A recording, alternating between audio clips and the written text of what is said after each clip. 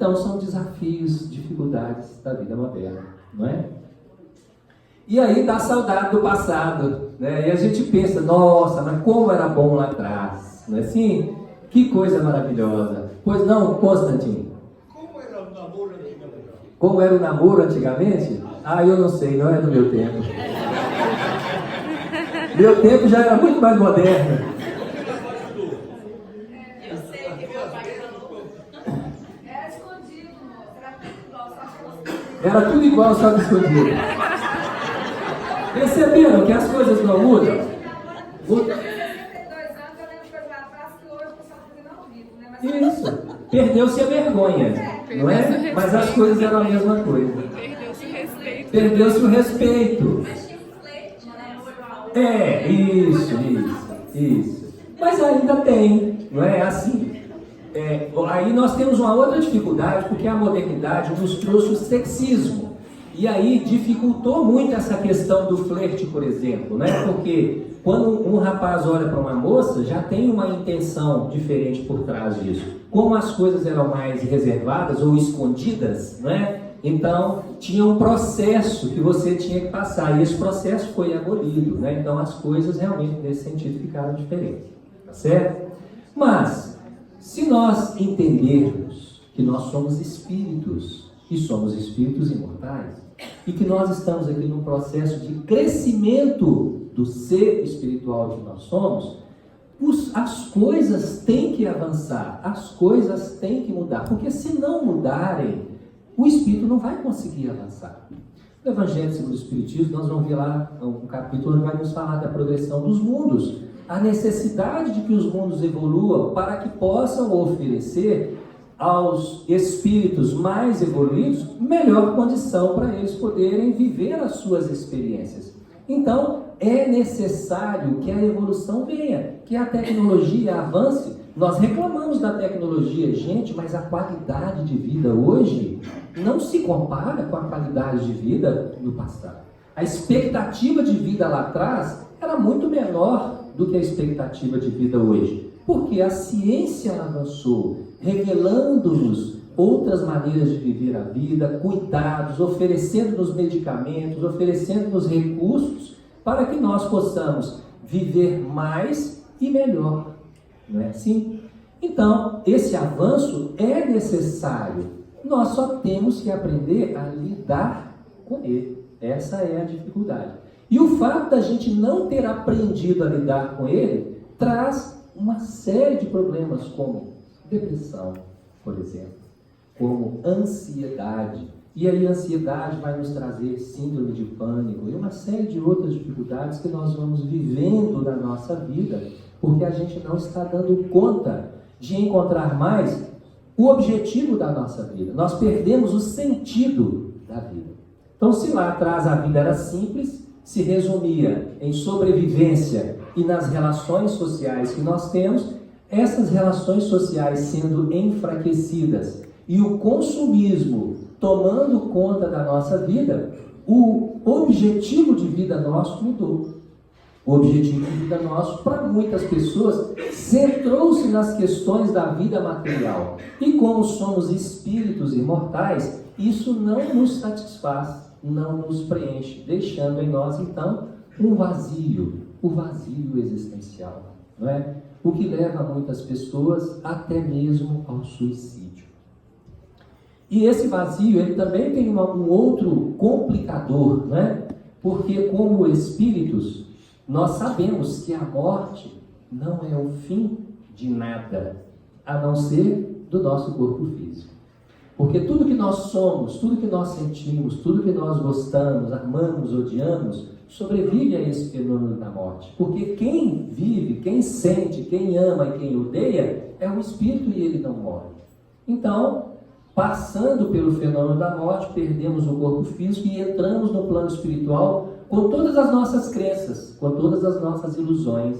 Mas entramos num plano que não é mais material. E aí, após termos vivido uma vida totalmente voltada para os valores materiais na modernidade, porque são eles que são importantes para nós hoje, nós desviamos o foco do que é importante para as coisas materiais, Entramos no plano espiritual e nos encontramos totalmente perdidos.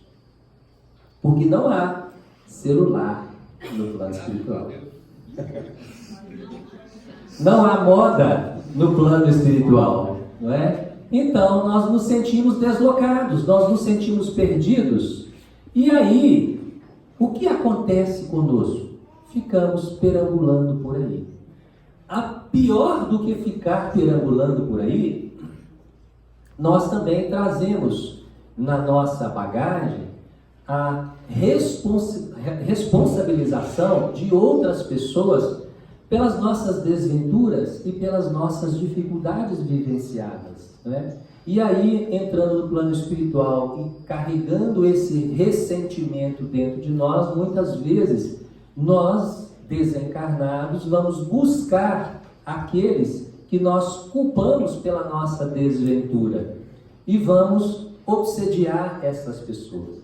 Se nós encontramos essas pessoas com esse vazio existencial, nós encontramos um vasto campo para operar na vida daquela pessoa.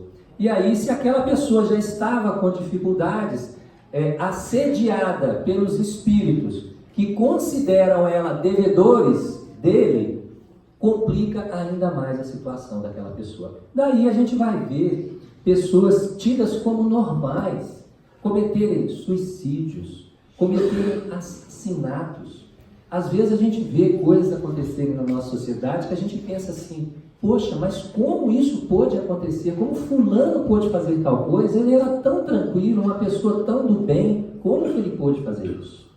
Não é? Absurdos que nós estamos vendo e ouvindo na atualidade.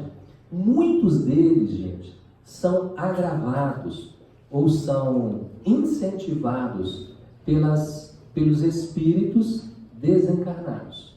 Espíritos com desejo de fazer o mal, porque encontraram nas pessoas a porta aberta para que possam ser incentivadas nos desequilíbrios que elas já têm. Se eu penso que eu não posso tirar a minha vida, nenhum espírito vai conseguir me influenciar para que eu tire a minha vida. Mas, se na minha vida eu já não encontro motivo para vivê-la, eu deixo a porta escancarada para que esses espíritos que querem me prejudicar por algum motivo possam me influenciar para que eu caminhe para o suicídio. E aí as pessoas às vezes podem ficar preocupadas. Nossa, mas então é muito preocupante, não é? O preocupante não é porque o espírito está nos influenciando. Isso é uma coisa que a gente precisa entender como funciona. A influência dos espíritos da nossa vida é uma coisa normal, é uma coisa corriqueira, que existiu em todas as épocas. Só que como nós tínhamos um controle maior das nossas emoções em função da preocupação, por exemplo, do que o outro pensava, a gente se policiava mais nas nossas atitudes. Como a gente está mais liberal, como a gente não está preocupando muito com essas coisas, e nós não estamos bem conosco mesmo, nós agasalhamos em nós uma série de pensamentos, de sentimentos, de ilusões, e os espíritos se aproximando de nós encontram esse espaço para que eles possam nos incentivar, não nos obrigar. Tá certo? Essa influência, ela é muito natural. Como é natural uma pessoa qualquer nos influenciar, não é? Então, se eu chego para minha esposa e falo assim: olha, eu estou querendo fazer tal coisa assim, assim, assado. Às vezes eu chego empolgado, né? Eu estou querendo fazer tal coisa assim. E ela fala assim: eu acho que você não devia fazer aquilo. E aí ela me dá aquele banho de água fria. E aí eu penso: realmente ela tem razão, eu não devia fazer aquilo. Eu estava tão empolgado para fazer e ela conseguiu me influenciar para que eu não fizesse. Ou ao contrário, eu não queria fazer. De repente ela, ou um amigo, uma pessoa qualquer, eu falei a uma esposa, porque é uma pessoa muito próxima, que tem uma força, né, conosco. Aliás, as mulheres têm muita força com os homens mesmo, não tem jeito, né? Mas qualquer pessoa que tenha uma ascendência moral sobre outra, que tenha importância para outra pessoa, se ela disser para a gente faça isso ou não faça isso, a gente para pensar, não é? E dependendo do que a pessoa fala e do que a gente pensa sobre aquilo, a gente acata o que a pessoa falou, fazendo tal coisa ou deixando de fazer tal coisa. A influência dos espíritos é da mesma forma, né? Então os espíritos chegam para a gente e falam assim, eu estou com um calor danado aqui, pensando, poxa, na hora que eu chegar lá em casa, eu vou tomar uma cervejinha gelada. O espírito se aproxima de mim e fala assim, isso mesmo, Luiz, toma uma cervejinha gelada, né? Pronto, se eu estava com uma vontade X, agora eu estou com a vontade 2X, né? Só que às vezes não é 2, às vezes são 3, às vezes são 4, às vezes são 5. E aí a gente não resiste, mas não resiste por quê? Porque eu já queria aquilo ali. Tá certo? Agora, se eu não bebo, um espírito chega perto de mim e fala assim, toma uma cervejinha gelada, você está sentindo muito calor, ele não encontra espaço em mim porque eu não bebo. Eu vou pensar, cerveja? Não, eu não vou beber cerveja. Eu vou tomar uma limonada gelada quando eu chegar lá na minha casa. Tá certo? Assim é tudo na vida da gente, não é? Então, se eu tenho tendências a tirar as coisas da pessoa, nunca roubei nada de ninguém. Mas se eu tenho uma tendência para aquilo, se eu penso sobre aquilo, só não tive coragem ou não tive oportunidade, o espírito vira para mim e fala assim, tá vendo o celular ali? Ó? Último modelo em cima ali da mesa, não tem ninguém olhando. Pega lá, eu vou lá e pego. Por quê? Ele me incentivou, ele não me obrigou, fui eu que decidi ir lá e pegar, porque eu já estava propenso àquilo ali, né? Haroldo Dutra, numa palestra dele, ele nos fala um pouquinho sobre como que essa influência ocorre. E ele até faz uma brincadeira dizendo que o espírito obsessor, ele é um espírito que trabalha muito pouco. Ele trabalha 1 hora por dia e olhe lá, aliás, 1 hora por semana e olhe lá, ele não precisa trabalhar muito, né? Porque ele chega numa casa, lá tem uma lista de palavras proibidas, que ninguém pode tocar naquela palavra, porque se tocar naquela palavra, pronto, tem complicação para o mês inteiro. Então ele levanta tipo 9h30 da manhã, porque não precisa levantar cedo, né? Chega lá e fala assim, agora eu vou lá na casa do Luiz Fernando e vou obsediar ele. Aí ele chega lá, olha aquela lista de palavras proibidas que ninguém pode tocar, né? E de repente ele fala assim, fala para sua sogra que o que ela fez, a sua mãe, fala para sua mulher que a sua mãe faz melhor do que o que ela fez, que aquele frango que ela fez da sua mãe é mais gostoso. Pronto, o espírito obsessor só vai lá e fala isso e vai embora, o trabalho dele está feito. E aí eu digo para minha esposa, olha, o frango da mamãe é muito melhor do que o seu. Pronto, 1 mês de bico, de tromba, não é? Por quê? Porque nós temos essa dificuldade.